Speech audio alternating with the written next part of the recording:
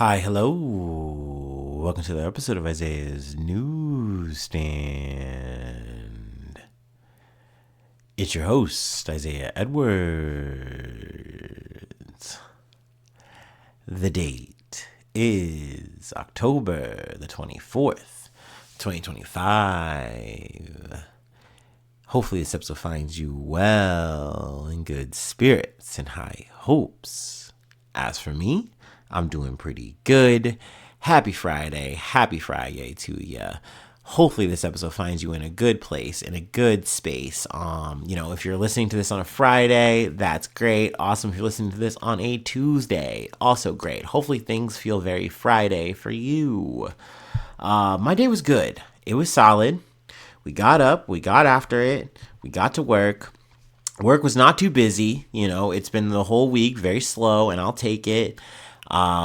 By the end of the day, we literally had, no buggies. So clap it up for that. Yay, that. Especially from where we started at the top of the week from last week. Awesome. I did get a extra snack from a coworker who I've been giving the rides to. They gave me a bag of chaptapate. I think I'm saying that right. If not, my bad. But essentially, I've described this before, but it's like a savory trail mix, and like every batch is made different by each person who's making it. It's a very homey custom job, and I love that. So this batch had of course, the puffed rice. It had pieces of ramen, like dried ramen in it. There were some tomatoes, potatoes, peas, peanuts, spicy like chili seasoning in it. It was wonderful. Like by the end of it, like I had to take my beanie off because I was sweating. It was awesome. And I'm sure there's some more stuff in there, but I had that alongside a bag of the Flamin' Hot fries, and then I had a energy drink to wash it all down. So yeah, that was a pretty bomb snack corner for a Friday. I'll take it. And overall, like I said, a good work day. So awesome. And then post work, we went to the gym. Gym was definitely busy. So that means it's been busy Monday to Friday. People are not taking breaks like I thought. Hey, I mean, people are after it. They're getting their fall gains, and I'm for it. I love that, actually. And really, I was able to get on all the equipment that I wanted to get on. I was able to get on the Smith machine. I was able to get on free weights. I did wind up skipping my filler exercises a bit, but that's because I had errands to run. So I was like, okay, I'll do my full hour of cardio, and then I'll get after these errands. So I did that, and I was able to get home a bit later. But yeah, it's good to have had a good day. I'll take it.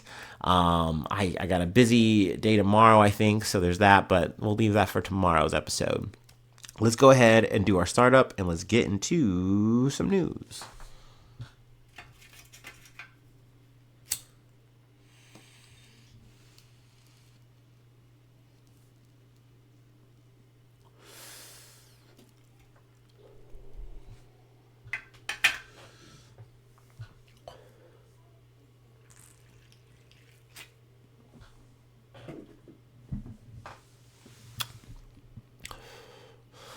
Ooh. All right. Our first story comes from the BBC. The U.S. kills 3 in second strike on alleged drug boats in the Pacific. U.S. forces have struck a second vessel alleged to be carrying drugs in the Pacific Ocean amid an escalating U.S. campaign against seaborne drug smuggling. 3 people were killed and no U.S. forces were harmed in the strike on Wednesday, Defense Secretary Pete Hegseth said. It came hours after the U.S. struck another boat in the Pacific, killing 2 people. So yeah, this happened right after. I had talked about this the other day in a previous episode. Not this instance, and I had found out about it at like the end of the night. I was like, oh my gosh, and then just forgot to cover it. So that's a my bad thing. But this is going to flow into our next story about Trump's escalation with Gustavo Petro and Colombia. So yeah, I mean, obviously this is unfortunate to see that Trump is just continuing to just say, hey, we are just going to keep blowing people up. We're just going to keep killing people. We're not going to do any kind of due process because I don't have to. We don't have to. Like, we're just going to call it a war. We're going to call these people terrorists, and that's going to be the operation. But yeah, let's go ahead and move on to the next part here. From Politico, U.S. sanctions Colombian President Petro, his family, over drug cartels. The United States on Friday sanctioned Colombian President Gustavo Petro, the latest escalation of tensions between Washington and Bogota over drug trafficking and other issues of bilateral importance. In a press release, Treasury Secretary Scott Bessent said the left-wing leader has allowed drug cartels to flourish and refused to stop this activity. The sanctions target Petro and his associates, chiefly his wife, son, and several leading Colombian officials. Bessent added that the Trump administration's actions are intended to protect our nation and make clear that we will not tolerate the trafficking of drugs into our nation. Reacting to the sanctions on social media, Petro said, "Fighting against drug trafficking for decades with efficiency has brought these measures against me by the government of the country which we helped to stop its consumption of cocaine. All a paradox, but no steps back and never on our knees." I'm going to go to my highlighted portion here. The administration has made no secret of its frustrations with Colombia's leader. Earlier this week, Trump cut off U.S. aid to Colombia after Petro attacked the administration's drug boat strikes. And in September, the U.S. revoked Petro's visa, citing comments he made at a pro-Palestine protest on the sidelines of the United Nations General Assembly, where he called on U.S. service members to resist Israeli actions in Gaza. So essentially now he is doing the, I feel like the Trump administration here is just now doing the Maduro plan on Petro, and they're just going to see if it sticks, if that works, and I guess, they'll get, Colombia to capitulate in that regard. But no, it turns out people don't like when you blow up, their citizens and without any kind of due process. It tends to raise the hackles of people, whether they're allies or not. But the Trump administration seemingly does not care about that. So we'll see how things pan out from here. I think this is very unfortunate to see, but I mean, none of this is new. It's just very face up by this administration to just do and move like this. Let's see here. Was there anything else I really wanted to pull? No, not really. I will say, if you read this, I mean, in my opinion, you do get to see a little bit more of the right-wing bias of Politico. I really didn't want to get too focused on it. And overall, they do at least, a balanced enough job explaining the story at hand and giving you, a good amount of context. So I'll take it. But, they do a little bit big ups to be like, oh, yeah, there's Republicans, though, in Colombia who are really stoked about this. It's like, oh, okay, cool. That's great. But anyway, let's move along. We still got more Trump news to talk about. He's mad at a lot of people. Trump's big mad. What else is new? But from the Associated Press, Trump ends trade talks with Canada over tariffs ad that Ontario Premier now says he'll phase out. President Donald Trump announced he's ending all trade negotiations with Canada because of a television ad sponsored by one of its provinces that used the words of former President Ronald Reagan to criticize U.S. tariffs, prompting the province's leader to later pull the ad. The post on Trump's social media site Thursday night ratcheted up tensions with the U.S.'s northern neighbor after Canadian Prime Minister Mark Carney said he plans to double his country's exports to countries outside the U.S. because of the threat posed by Trump tariffs. White House officials said Trump's reaction was a culmination of the administration's long pent-up frustration about Canada's strategy in trade talks, which is essentially saying, hey, we don't want to fucking capitulate to this. This shit is terrible, and we're going to have to make moves. Otherwise, we're going to get crushed under the weight of these tariffs. And essentially, they say, why are you guys acting like Trudeau? You guys are being so annoying. It's like, you're being impossible to work with. And mind you, I feel like the Canadian, government has been actually very, what's the word? facilitatory. They've been kissing the ring. They've been smooshing, and not just Trudeau, which they seemingly love to talk shit about. But it's like Carney has come down and talked with you, tried to work with you, saying, "Hey, things are gonna be good. We're gonna meet you where we can." Da da da da. Like, so over this one ad from essentially a guy in Ontario, like Doug Ford, which, don't get me wrong, he's not just some guy. He does have influence, but he's not on the level of Mark Carney. Essentially, he's getting so tight about this fucking ad. But let's move it here. Let's move along. Later Friday, Ontario Premier Doug Ford, whose province had sponsored the ad, said it would be taken down. Ford said after talking with Prime Minister Mark Carney, he's decided to pause the advertising campaign effective Monday so that trade talks can resume. Ford said they've achieved their goal, having reached U.S. audiences at the highest levels. Our intention was always to initiate conversation about the kind of economy that Americans want to build and the impact of tariffs on workers and businesses, Ford said. We've achieved our goal, having reached U.S. audiences at the highest levels.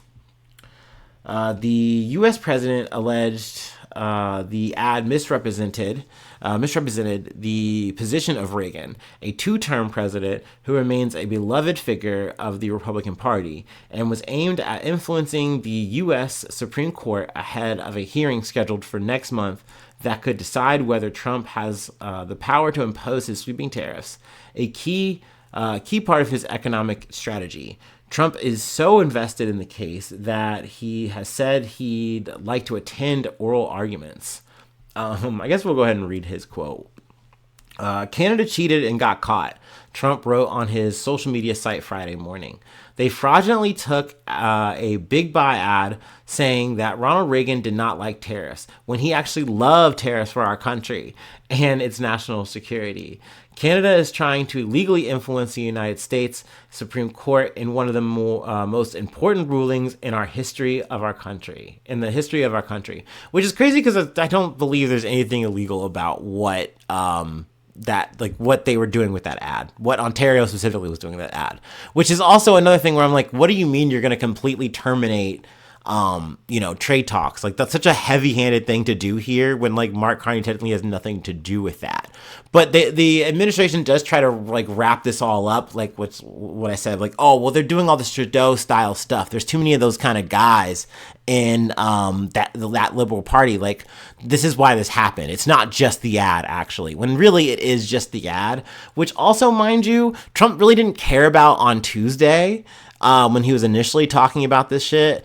And he had said he's seen it. And he's like, yeah, if I were them, I would do something very similar. It's whatever. But I think it's one of those things where maybe it caught enough attention on the internet or, wherever the media was talking about it more. And he gets a little bit upset. Trump's a bit of a diva, and he's got to fucking step out and show out if he feels like, oh, you guys are actually challenging me and people give a shit. Oh, okay, fine. I'll say my piece. I'll say my 2 cents. And we have to do the thing again where it's well, is Trump being serious? Are trade talks actually done? I think that is why Mark Carney moved so quickly. I think within 24 hours, he came out and said, hey, we talked to the Ford guy and the shit's going to get shut down. Mind you, it is going to run throughout the weekend. Yeah, even though the ad will eventually be taken down, it'll still run this weekend. Including Game 1 of the World Series between the Toronto Blue Jays and Los Angeles Dodgers on Friday night.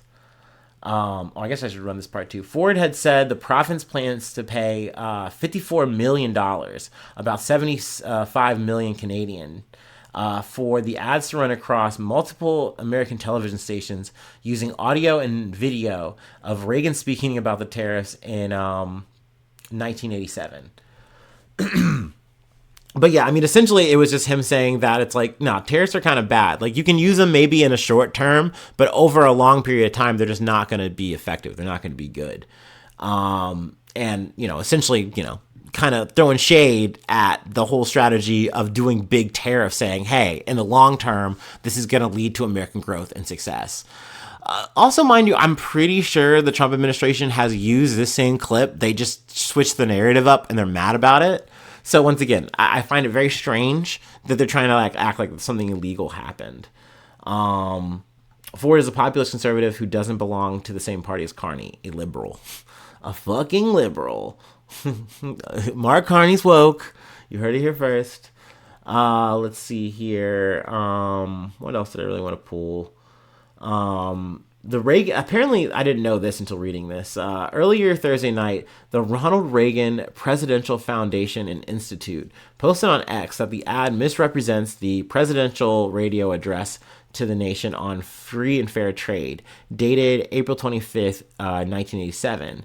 It added that Ontario did not receive foundation permission to use and edit the remarks, and said it was reviewing legal options. So maybe that's where they might be in legal hot water. It's crazy that you can just have access to anything that Ronald Reagan did in the media. Like, wow, okay, that's neat. And cool foundation, I guess.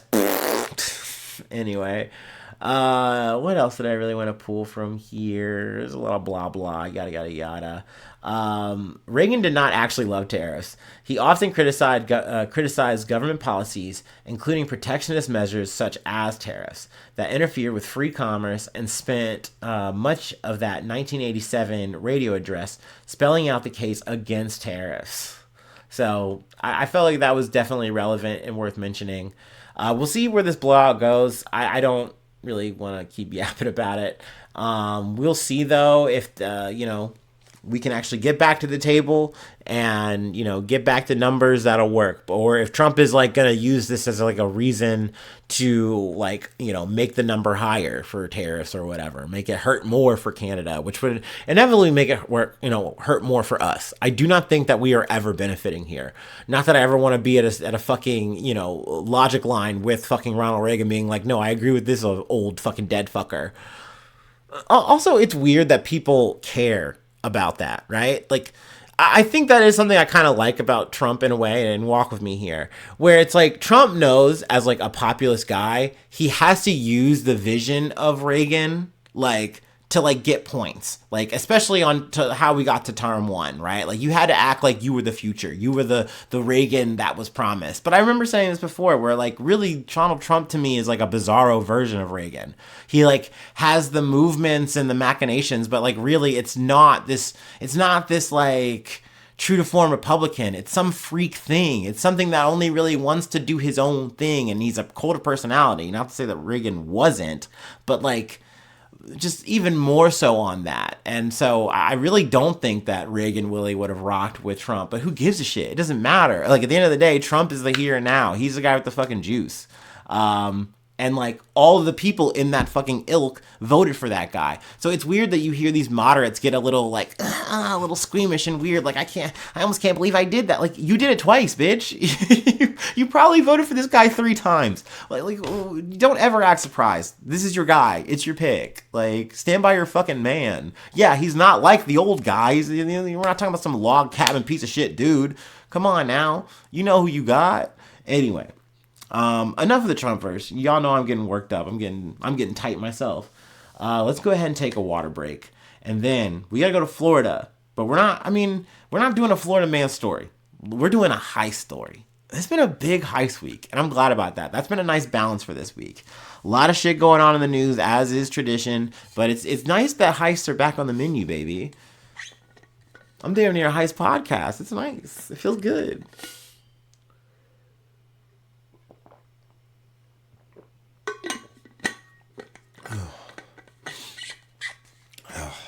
Yeah, sorry. We're on a water break. We're on a last break. Let's go ahead and do it.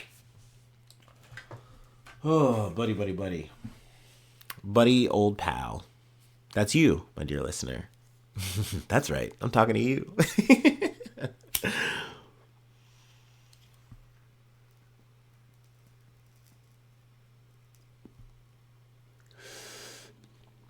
Ooh.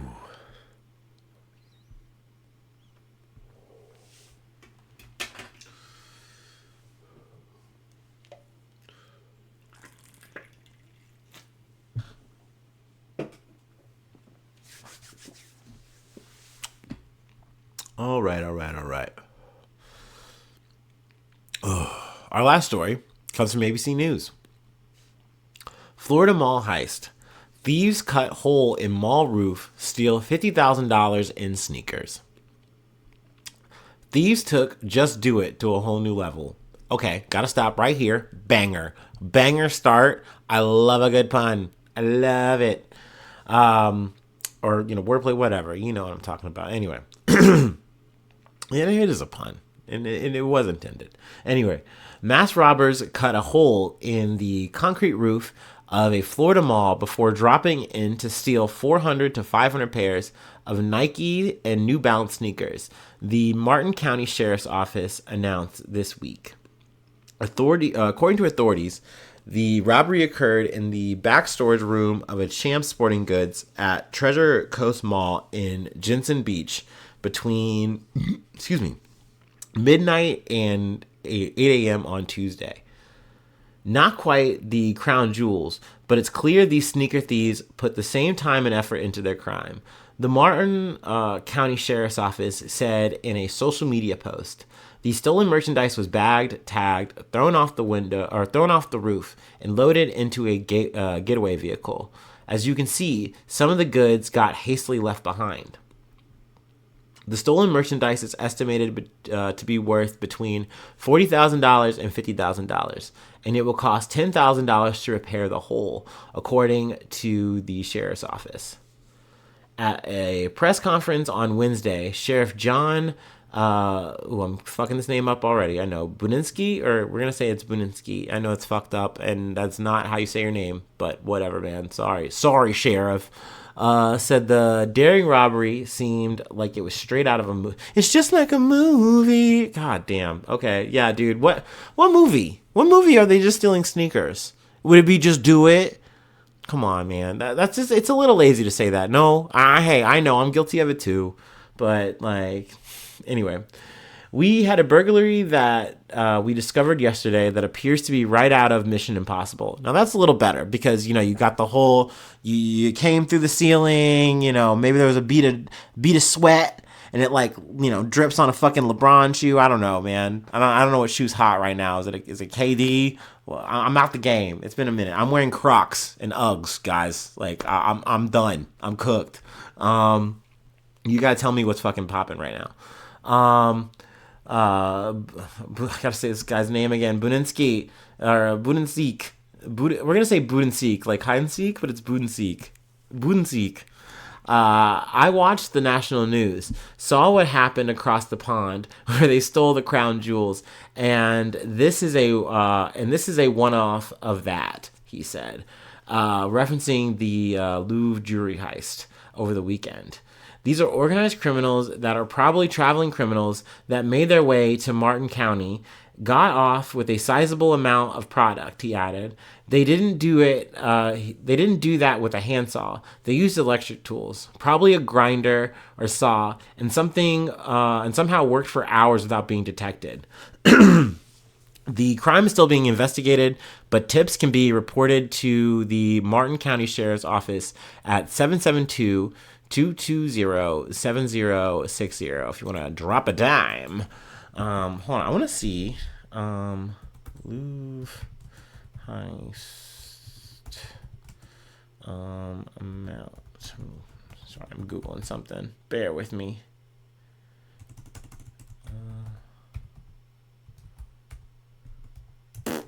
Anyway, I I think this is my favorite heist. I do think this one kind of takes the cake for me. Maybe it is because of shoes, and I have a soft spot for being, shoes, being a little sneakerhead, or at least former.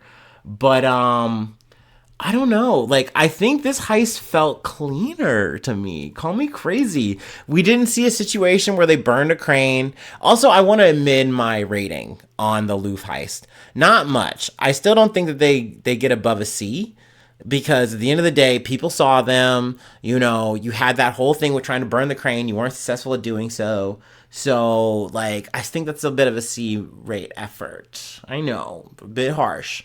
But we'll give them a C plus, maybe not a C minus. Because, they still haven't been caught. And they got away with a good amount of stuff. Hold on, I was trying to, get the fucking amount. And I'm being dumb. $102 million. So, that's a hell of a lot. If if they're able to, I imagine break it all down, get it all fenced out, yada, yada, yada, yada, yada. If they don't get caught, I feel like the longer that goes, the higher rating goes. I don't know. I normally don't do ratings on heist, but I feel like I want to start doing that now.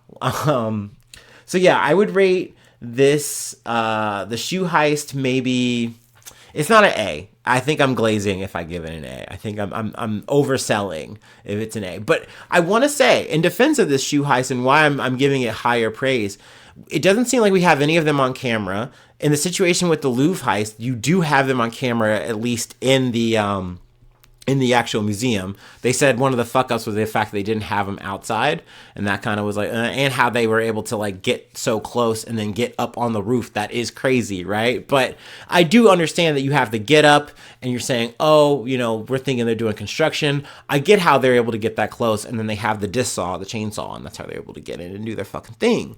And then it's like just almost like smash and grab style, but just very efficient. I also agree with what the sheriff was saying there, where they're like, oh, we think this is an organized group. We don't think this was just some happenstance ragtag gang. In both of these situations, I think it was definitely some kind of group. Obviously not connected. But yeah, I mean, you did in the Louvre heist, you threaten people, right? I don't like that. I think that's a potential ick. I think it's a potential problem, So in the Florida situation, you didn't have that at all. And I don't know how they were able to move so efficiently that you didn't catch them in the act drilling a cement hole like that. That's crazy. So I'm giving them kudos for that. I'm giving them credit for that. Sure, is the payout as big? No. And I will say I can't give them an A because you left some stuff behind. I think you got to get dinged for leaving things behind. I think that potentially can turn into some kind of evidence. You never know. Or it's just bad because you're leaving money on the table, right? That's never a good thing. You never want to leave the cash in the ground, right? That's not good. That's too much like the movies, you feel me? So no, you don't want to do that. I think you got to ding it for that. And then I didn't rank the Spain chair heist because that's technically a heist. You were stealing. You had a whole ring of people. I'm giving that a D. And I'm giving it a D because you got away with it seems, for like a bit, right? For a decent amount of time. I don't remember the exact time. I'm not going to Google it or whatever. But you guys got caught. And like at least 7 people are on the hook for this now. So that's no good. That's bad. So, you got to take hits for that. And I mean, it's chairs. I think you guys thought you were going to get away with it. It's low hanging fruit. They're not even locking these things down. Well, or at least they're not locking them down well enough. Got them. So, but they got you. You know what I'm saying? Where in the other 2 cases, both suspects are still at large. Got to give them credit for that. That's a getaway.